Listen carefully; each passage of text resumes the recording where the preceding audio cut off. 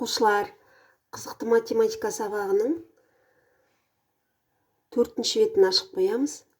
Ол жердегі есептерді қалай орындау жолын үйретейін. Бірінші тапсырмаға қараңыздар. Сандарды оқы, цифрмен жаз дейді. Оқимыз. 99. 99 дегенді біз мына жерге жазамыз. 199. Үтір қойып, қасына 199 деп жазамыз. Түсінікті ме? Бірінші тапсырма. Екінші тапсырма. Асханаға 64 килограмм қой еті, одан 29 килограмм кем сиыр еті түсірілді. Асханаға неше килограмм сиыр еті түсірілді дейді.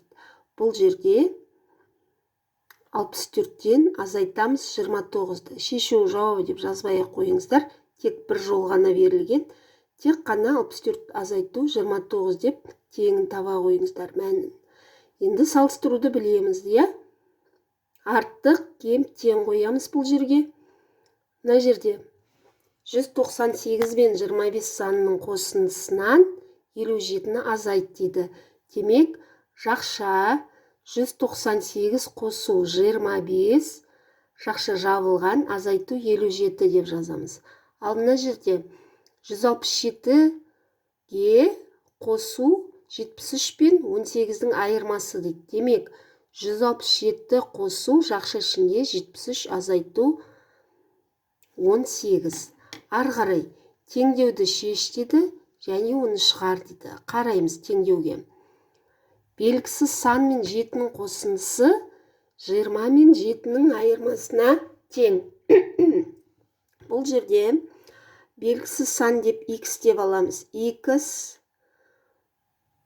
қосу 7 тең 20 азайту 7. Сондай теңдеу шығады. Мына жерде белгісіз сан мен 8-ің айырмасы 3 пен 9-ның қосындысына тең дейді.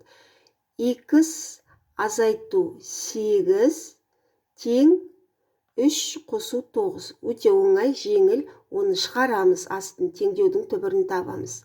Енді, мына сандардың әрқайсысын бірдей қосылғыштардың қосындысы түрінде жаз дейді. 10 деген санды алайық, мысалы. 10 тең 5 қосу 5. 5 пен 5 екеуі бірдей, көрдік па? 15 дегенді 5 қосу 5 қосу 5 десек болады. Солай ма? 20 дегенді 5 санын 4 рет осылайша жазып шығамыз. Өте жақсы, осылай барлығын орындап шыға қойыңыздар.